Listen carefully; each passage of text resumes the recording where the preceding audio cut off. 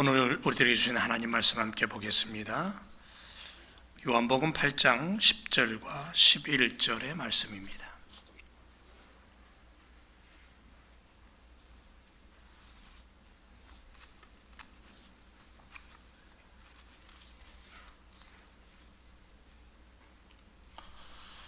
함께 두 절입니다. 우리 함께 말씀 읽도록 하겠습니다. 시작. 예수께서 일어나사 여자 외에 아무도 없는 것을 보시고 이르시되 여자여, 너를 고소하던 자들이 어디 있느냐? 너를 정죄한 자가 없느냐? 대답하되 주여 없나이다. 예수께서 가라사대 나도 너를 정죄하지 아니하노니 가서 다시는 죄를 범치 말라 하시니라. 아멘. 이 어려운 시대에 오늘 아침 뉴스를 봐도요, 하루 확진자가 18만 명이 넘은 정말 상상할 수 없는 그러한 시대, 또 시간 앞에 우리가 서 있습니다. 이러한 시간이지만 그래도 우리는 하나님 나라 백성, 또 주님을 믿고 의지하는 주님의 제자들로서 오늘도 주의 말씀 안에서 주님의 뜻을 깨닫고 사는 우리들이 되어야 될 줄로 믿습니다. 아멘. 왜 이렇게 힘들이 없으세요? 추워서 그러나? 저도 오늘은 여기다 가름막을 하나 했습니다. 좀 멀어서 앞자리에 비말이 안 튄다고 할 수 있을지 모르지만 그래도 몰라서요. 바이러스가 다시 2차, 3차 막 확진되는 모습들을 보면서 굉장히 조심스럽고, 또 저희 교회는 또 나이 드신 분들 꽤 많이 있잖아요. 그래서 가능하면 안전하게 가야 되겠다는 생각을 갖게 됐습니다. 우리는 지난 시간에 예수님을 따라서 감람산을 올라갔죠. 감람산 올라간 이유가 뭐냐면 하나님의 때를 기다리며 기도하시던 예수님, 하나님의 마음을 담기 위해서 하나님 앞에 묵상의 시간을 가지시던 그 예수님의 모습을 우리가 보았습니다. 그리고 우리도 그렇게 예수님처럼 감람산으로 올라가 이 어수선한 시대에 믿음의 자리를 잡고 하나님의 말씀 앞에, 하나님의 음성 앞에 묵상하며 하나님의 뜻을 따라가는 그러한 주님의 제자 돼야 되겠다라는 각오로 우리도 감람산을 쫓아 올라간 줄로 믿습니다. 그 감람산은 믿음의 자리였고요, 기도의 자리였고, 그리고 단단하게 신앙으로 무장하는 그러한 자리인 줄로 믿습니다. 그 자리를 우리가 붙잡고 무장할 때만이 결국 우리는 이 시대에 믿음의 사람으로 살아갈 수 있을 줄로 믿습니다. 그것뿐입니까? 정말 질같이 어두움이 깔려있는 이 시대 앞에 아침에 태양이 떠오르면 어둠이 사라지듯이 그렇게 빛 되신 주님을 붙잡고 구원과 생명의 빛 되신 그 주님을 노래하며 사는 그러한 인생, 어둠과 죄악과 고통이 물러가고 하나님을 찬양하는 그러한 믿음의 삶을 우리가 살아야 될 줄로 믿습니다. 오늘은 지난 시간에 이어서 같은 사건입니다만 오늘은 한 여인을 고발하고, 그리고는 그 여인과 함께 예수님도 올감해서 처리해버리려는 그 사건을 통해서 주님을 우리가 닮길 원하고, 주님처럼 주님의 이름을 높이고 하나님의 영광을 드러내는 주님과 같은 삶을 사는 우리가 되기를 원하는 마음으로 또 말씀 안으로 들어가기를 원합니다. 자, 서기관들과 바리새인들은 죄 지은 자를 예수님께 끌고 옵니다.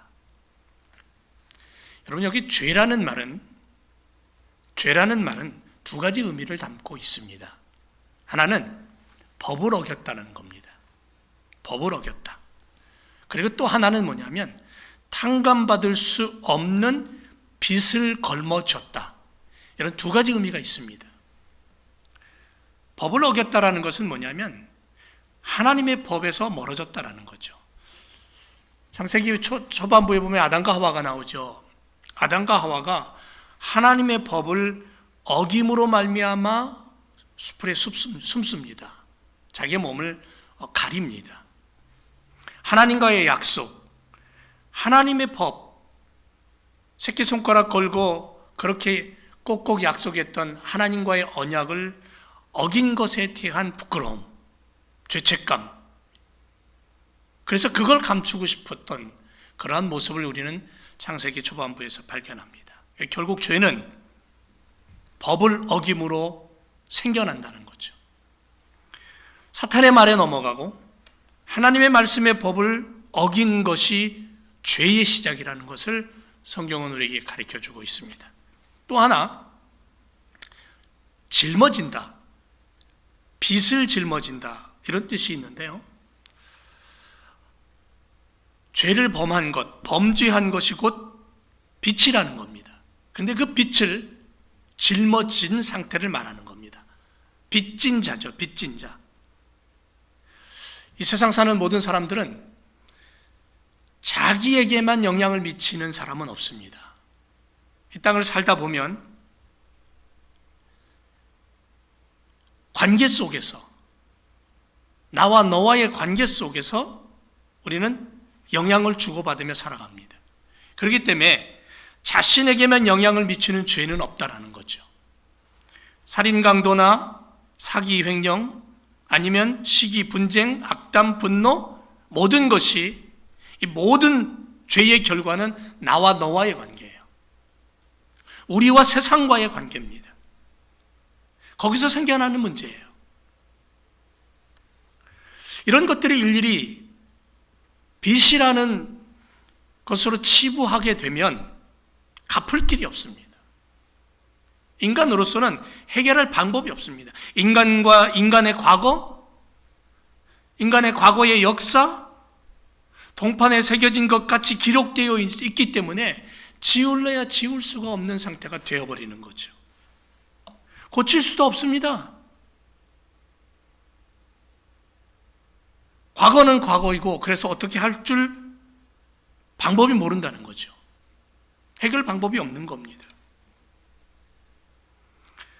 그래서 영국의 작가인 오스카 와일드라는 사람은 옥중기라는 자기 책에서 예수 그리스도만이 그 괴롭고 부끄러운 인간의 과거를, 인간의 역사를 말소시켜 줄 수 있다고 얘기했어요. 죄의 문제고 갚을 길이 없었고 빚을 탕감받을 수 없었던 인간은 결국 해결 방법은 어디에 있냐면 그리스도 안에 있다라는 거죠. 예수님 안에 있다라는 거예요. 성경이 그걸 우리에게 분명하게 가르쳐주고 있습니다. 그래서 우리는 예수 그리스도 안에서 감사할 수 있는 믿음의 삶을 살아가는 거죠. 그래서 우리는 예수 그리스도 안에서 이 문제를 해결할 수 있다라고 믿고 십자가 앞에 나가서 우리가 고백하고 빚된 주님을 따라가는데, 이게 죄의 문제로 끝나는 것이 아니에요. 죄의 문제를 해결했다고 해서 끝나는 게 아니라 여긴 조건이 하나 있습니다. 그게 뭐냐면 다른 사람을 향하여 도저히 지워지지 않고 해결할 수 없는 문제이지만 그거를 그리스도로 말미암아, 그분의 생명으로 말미암아, 그분의 피로 말미암아 해결받았다면, 그렇다면 너도 그것을 돈을 주고 산 게 아니라 값없이 샀기 때문에 너도 다른 이를 향하여, 내 이웃을 향하여, 세상을 향하여 너도 빚을 갚아야 된다라는 말씀이 성경에 주시는 그러한 우리의 숙제의 말씀입니다. 우리가 그것을 풀어야 될 문제예요. 마태복음 18장에 보면 이런 얘기가 나옵니다. 1만 달란트 빚진 자가 도저히 갚을 길이 없어서 주인에게 하소연했더니 주인이 불쌍히 여겨서 그걸 탕감해 줍니다. 그리고는 나와서 자기에게 100데나리온 빚을 진 사람을 붙잡아서는 빚을 갚으라고 멱살대기를 잡고, 그리고는 그를 옥에 가둬버립니다. 여러분, 한 달란트는요 6,000데나리온이에요. 1만 달란트와 100데나리온의 차이를 느껴지십니까? 이 차이가 얼마나 큰지? 한 달란트가 6,000데나리온이에요. 10,000달란트를 빚진 사람이 100데나리온 빚진 사람을 향한 행위를 우리는 느낄 수 있어야 돼요. 엄청난 차이입니다. 그럼에도 불구하고 1만 달란트 가진 자의 횡포를 우리는 성경에서 발견하는 거예요. 주인이 마태복음 18장 32절 이하에 이렇게 말합니다. 주인이 저를 불러다가 말하되 악한 종아, 네가 빌기에, 네가 간청하기에 내가 너의 빚을 전부 탕감하여 주었는데 내가 너를 불쌍히 여김 같이 너도 내 동관을 불쌍히 여김이 마땅치 아니하냐. 그리고는 그 빚을 다 갚도록 옥졸에게 넘겼다라고 말합니다. 그리고 그 다음 절에 예수님의 말씀이 35절에 나오는데요. 예수님이 이렇게 말씀합니다. 너희가 각각 중심으로 형제를 용서하지 아니하면 내 천부께서도 너희에게 이와 같이 하시리라고 경고의 말씀을 하십니다. 그래서 사도 바울은 빚진 자로 살겠다고 고백하여 로마서 1장 14절에 헬라인이나 야만인이나 지혜 있는 자나 어리석은 자에게 다 내가 빚진 자다, 그렇게 고백합니다. 사도 바울의 삶에 다가오신 주님이시잖아요. 구원하시고 그를 용서하시고 생명을 허락하시고 그것도 부족해서 그를 일꾼으로 부르셔서 쓰셨어요. 그의 놀라운 용서와 사랑의 은혜를 감당할 길이 없어서 사도 바울은 이방인의 선교사로 그렇게 살아갑니다. 그러면서 고백하는 건 뭐냐면 헬라인이나 이방인이나 어리석은 자나 지혜로운 자나 할 것 없이 나는 그들에게 빚진 자의 심정으로, 내가 짊어진 그 빚을 탕감한다는 심정으로 복음을 가지고 내가 살겠다, 그들에게 복음을 전하겠다, 이런 고백의 삶을 그는 죽는 그 순간까지 살아갑니다. 사랑하는 제일교회 성도 여러분, 지금 우리는 무엇으로 세상을 굴복시킬 수 있을까요? 세상에 두 손 들고 항복할 수 있는 방법이 뭘까요? 한 가지 방법밖에 없습니다. 세상이 인정하고 전능하신 여호와 하나님을 받아들이는 방법은 뭐냐 하면 결국 진리의 말씀 되신 예수 그리스도, 끝없이 용서와 사랑을 우리에게 허락하시는 예수 그리스도 밖에는 없다라는 거죠.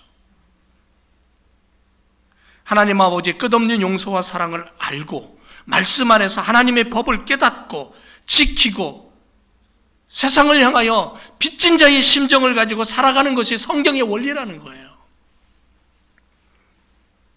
그런데 타락한 자들은 다른 사람을 정죄하는 일에만 집중되어 있고 열중한다는 거죠.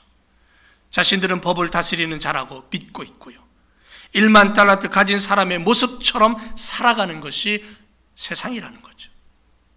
그래서 3절 4절에 보면요, 요한복음 8장 3절 4절에 보면 서기관과 바리새인들이 간음하던 여인을 현장에서 붙잡아 주님 앞에 끌고 옵니다. 그들은 간음한 여인을 현장에서 잡아온 자신들의 행동을 매우 잘했다라고 의기양양한 모습으로 주님 앞에 자신들의 모습을 과시하듯이 그 힘없는 여인을 아마도 머리채를 질질 끌고 왔는지 모르겠지만 그렇게 끌고 와서 예수님 앞에 내동댕이 칩니다.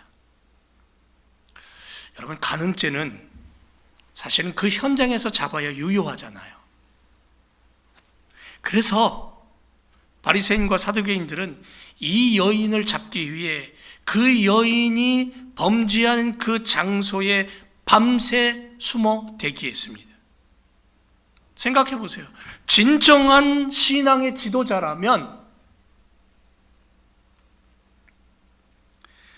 이 여인이 범죄하기 전에 만나서 죄를 얘기하고 그 죄에서 벗어나도록, 죄를 짓지 않도록 예방하고 선도하는 그러한 일을 먼저 하는 게 마땅한 거 아닌가요? 그럼에도 불구하고 그 여인의 그 범죄 현장을 방조하고 그리고 숨어서 기다리다가 덫에 걸린 새를 잡아채듯 그렇게 그들은 그 여인을 잡아챕니다. 참 어떤 면에서 가만히 보면 죄를 짓는 게 잘못이지만 그 죄를 끄집어내는 바리새인과 사두개인들의 이 잔혹한 모습을 우리는 또한 볼 수가 있습니다. 한 여인을 정죄하고 심판하기 위해 밤새 힘쓴 거예요. 그리고 그것을 빌미로 예수님을 함정에 빠뜨리려고 하는 그러한 작당을 한 자들입니다. 과연 이런 자들이 진정 종교 지도자들일까요? 과연 그들이 성경의 사람이라고 얘기할 수 있을까요? 진정한 지도자라면 주님처럼 백성들이 죄의 길에서 의의 길로 돌이킬 수 있도록 가르치고 훈계하고 때로는 사죄하고 생명을 선포하고 은혜를 베풀고 긍휼을 베풀어야 되지 않을까요? 그러니까 주님과 바리새인과 사두개인들 종교 지도자들과는 너무 다른 모습을 우리는 성경에서 발견하게 되는 거죠. 그래서 예수님은 그들을 정말 악한 자라고 악한 지도자라고 치부해 버렸습니다. 왜냐하면요, 그들의 생활을 보면 정말 많이 타락해 있었기 때문에 그래요. 그 당시 때에 한 가지 예를 든다면 그들은 이혼법을 마음대로 뜯어 고쳤어요. 그래서 자기 부인이 조그마한 어떤 실수나 단점이 생기면 잘못을 저질렀으면 그걸 빌미로 해서 이혼을 해버립니다. 그리고 또 결혼을 하고, 그래서 이혼을 밥 먹듯이 하던 그러한 모습들이 있었습니다. 예수님은 마태복음 19장에서 그런 종교지도자들의 이 이혼 풍조를 간음죄라고 단정지어서 선포를 해버리십니다. 그러니까 죄를 짓던 한 여인을 붙잡아서 현장에서 붙잡아 갖고 온 바리새인과 사두개인들은 어쩌면 그 여인과 비슷한 생활을 하고 있었다라는 얘기예요. 숨기고 드러나지 않았을 뿐이죠. 그렇게 타락한 생활을 했기 때문에 자기들의 불의와 죄를 합리화시키고 오히려 백성들의 죄를 찾아서 정죄하는 일에만 급급해 있었던 거예요.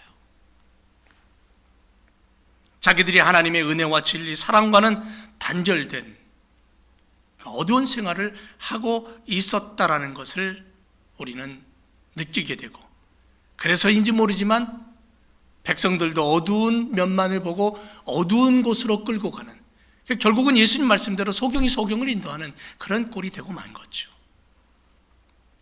우리는 여기서 다시 한번 새겨봐야 됩니다. 다시 한번 마음에 도전해야 됩니다. 뭐냐면 무엇으로 세상이 굴복할까?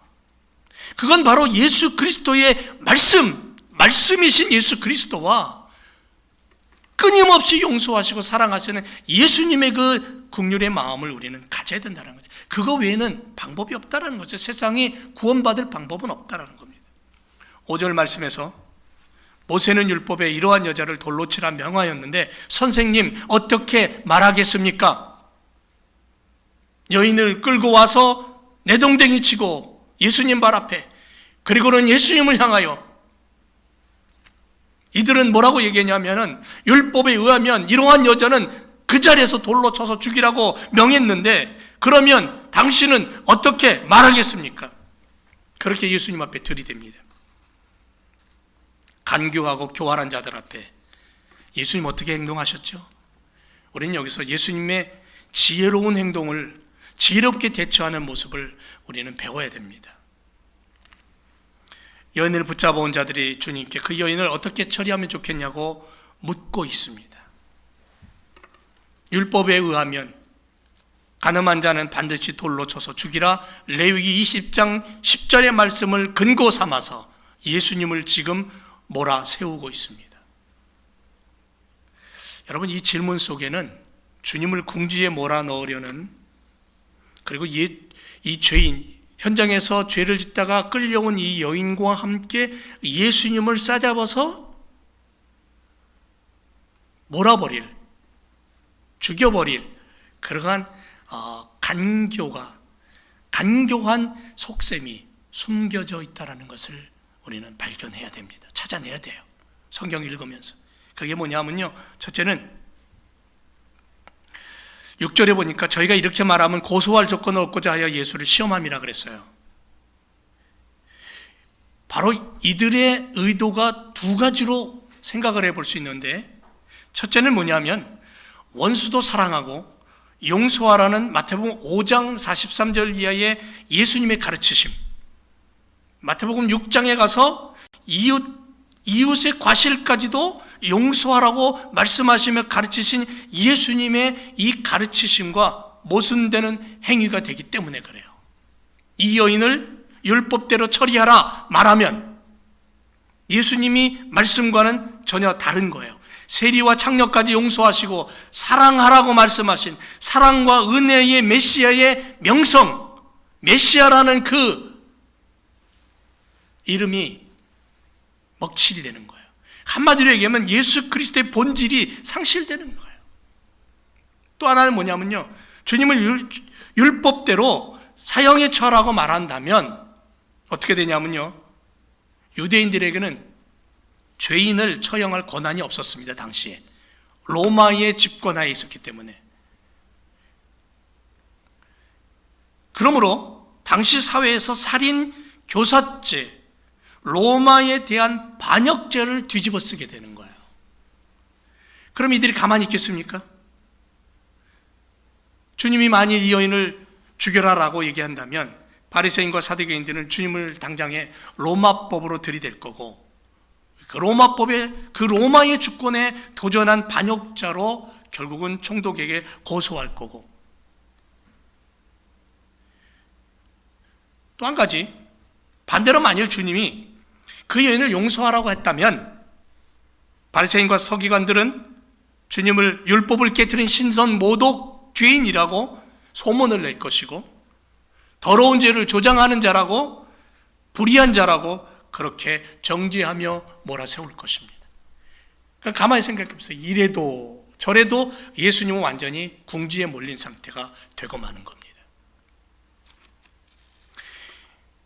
여러분, 홍해 바다 앞에 서 있던 출애굽한 이스라엘 백성들이 뒤에는 애굽의 군대가 달려오고 앞에는 건너갈 수 없는 바다가 가로막고 있는 이런 진퇴양난의 위기 속에서 그들은 어떻게 했습니까? 하나님을 바라보고 하나님을 의지했을 때 홍해가 갈라졌잖아요. 그것처럼 예수님의 모습을 우리는 여기서 발견하면서 우리가 이 땅을 살아가는 지혜를 얻어야 돼요. 자, 불의한 자들은 머리가 굉장히 비상한 것 같아요. 주님을 궁지에 몰아넣었습니다. 드디어 예수님은 이제 빠져나갈 구멍이 없습니다. 앞으로도 뒤로도 갈 수 없는 정말 진퇴양난에 빠져있는 예수님을 우리는 만나게 됩니다. 그런데 주님은 그들의 질문 속에 이러한 간교가 아주 더러운 그러한 마음이 숨어져 있는 것을, 그 덫이 놓여 있는 것을 예수님은 아셨어요.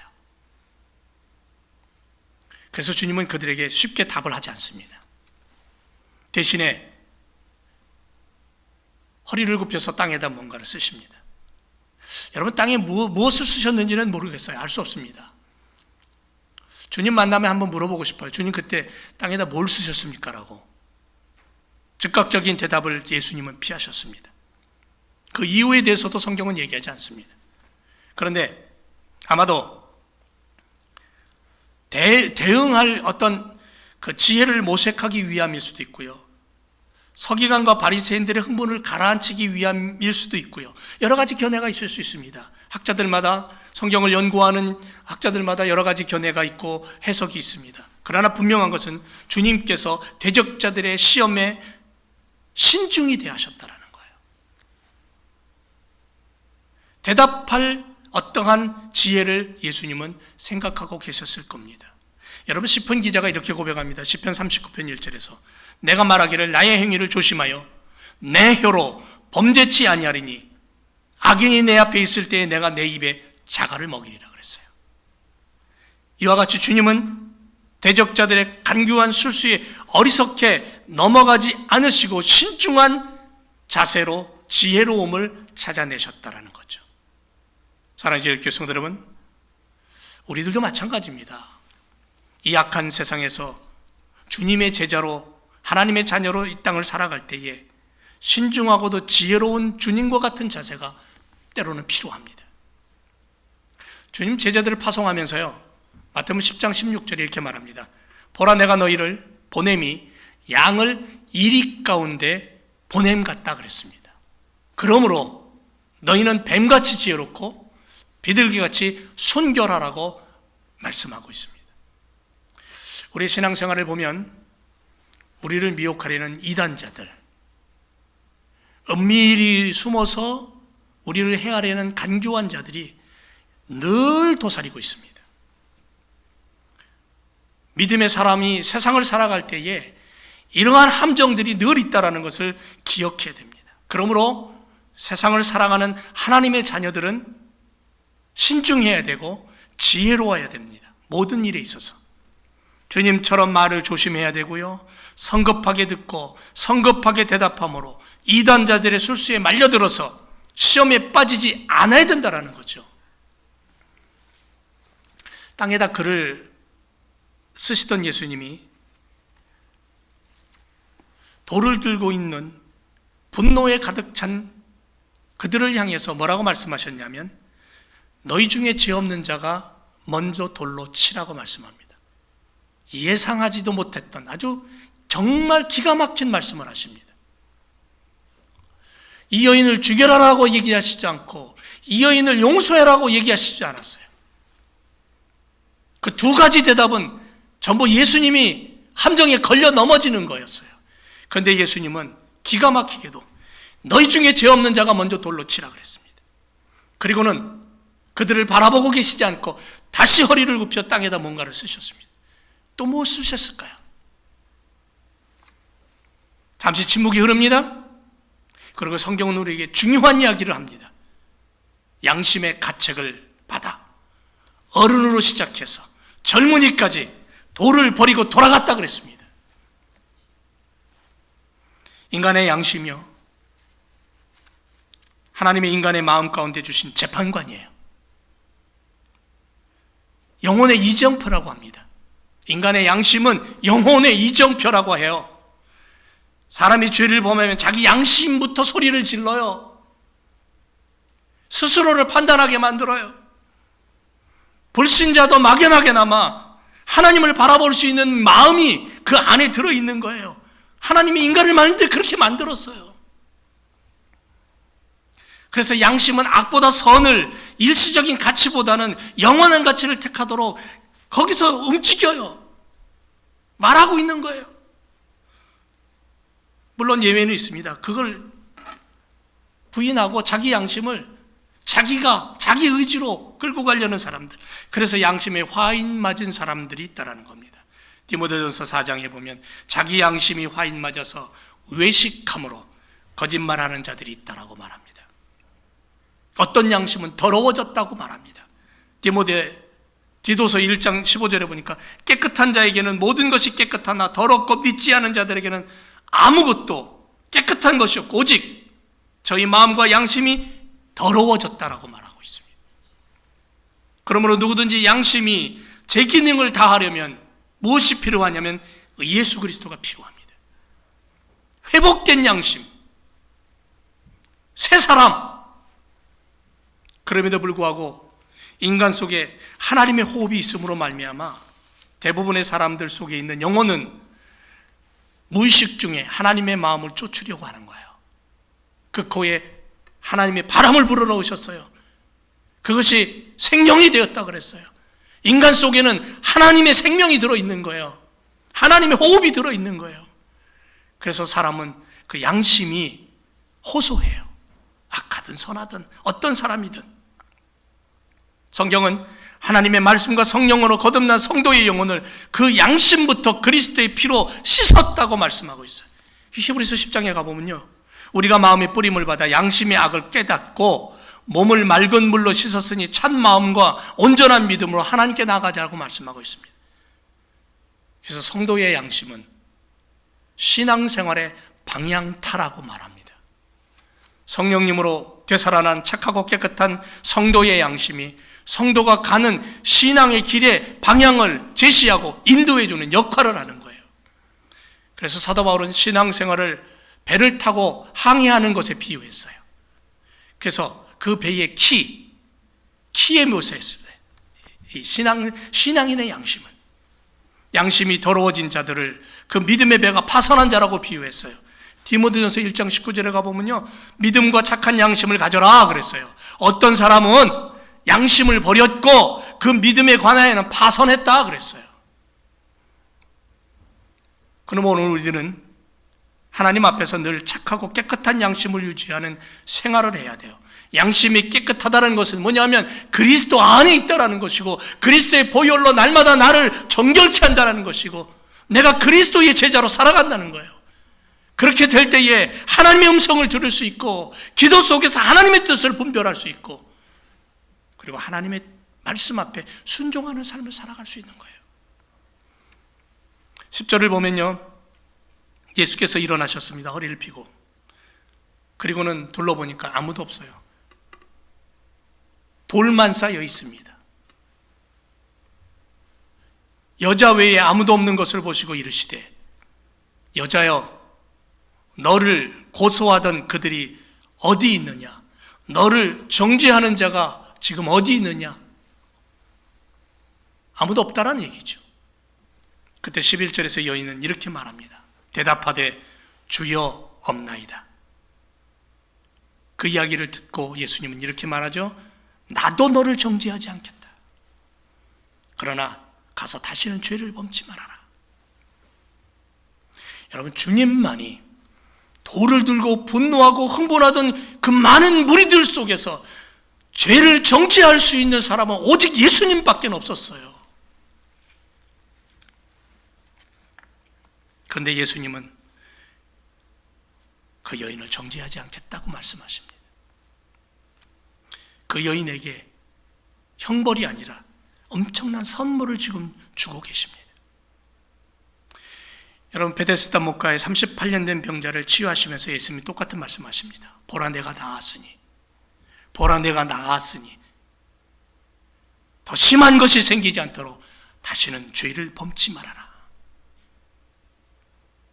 주님처럼 죄인된 자들을 구원해 주심으로 죄를 사해 주시고 은혜와 긍휼과 사랑을 베풀어 주시는 예수님의 그 마음을 우리는 오늘 기억합니다.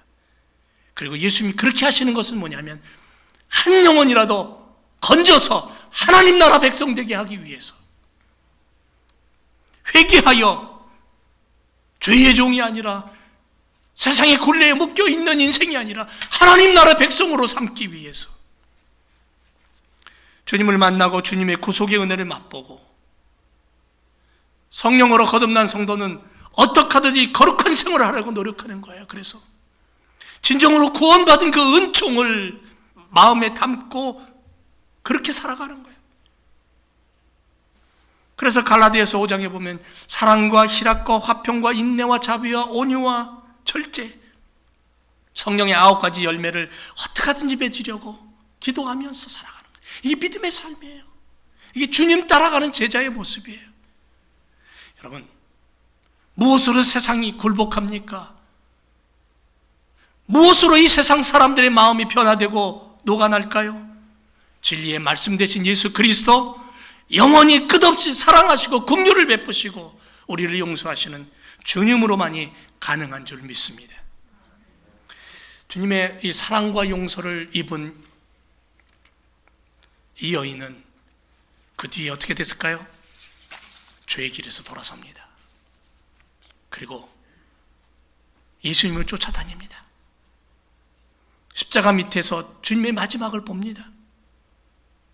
끝없이 주님을 사랑하고 끝없이 주님 앞에서 눈물로 감사를 호소하던 그런 여인의 삶을 살아갑니다. 성경에 그게 분명히 나타나요. 뭘 말하냐면 변화된 인생을 얘기하는 거예요. 구원의 은총을 입은 사람들, 하나님의 은혜와 사랑을 입은 사람들의 삶의 모습은 변화된다라는 거죠. 세상이 어떻게 변합니까? 그리스도의 이름으로 변해요. 그리스도 십자가로 변할 수밖에 없어요. 다른 것으로 변화될 수 없습니다. 구원의 은혜와 용서와 사랑을 가슴에 담고 그것을 나누고 그것을 베풀고 그것을 전파하고 사는 것이 제자된 삶이고요. 코로나 시대에 힘들고 어렵지만 에베소 5장 8절에 말합니다. 너희가 전에는 어둠이더니 이제는 주 안에서 빛이라. 빛의 자녀처럼 행하라.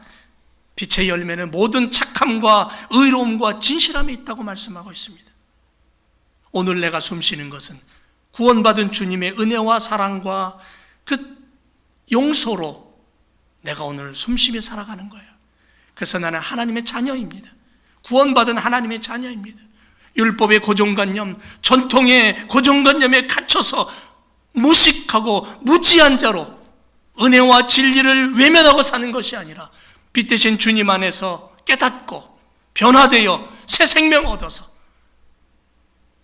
하나님의 자녀로 주님이 주신 그 놀라우신 용서와 그 사랑을 담고 나도 그것을 나누고 나도 그것을 베풀고 나도 그 구원을 선포하고 주님 오시는 그날까지 믿음의 삶을 살아가는 오늘 우리들의 삶이 되어야 될 줄로 믿습니다. 코로나 어렵습니다.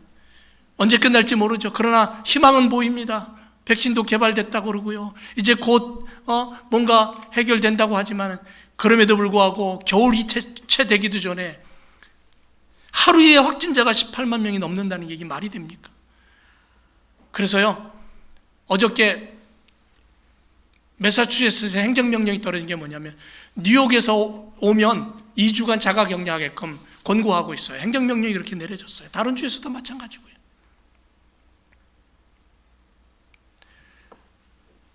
오늘 우리가 이러한 시대에 분명한 것은 주님이 없어진 것이 아니고 주님이 코로나에 걸려서 병원에 입원한 것도 아니고 여전히 그 주님은 오늘 우리 가운데 살아계신 우리의 주님이신 줄 믿습니다. 그러므로 주님 오시는 그날까지 내가 내 생명 다하여 주님 앞에 서는 그날까지 이 용서와 은혜와 사랑을 나누고 베풀며 전파하는 하나님의 일꾼, 주님의 제자로 오늘 우리가 살아가야 될 줄로 믿습니다. 기도하겠습니다.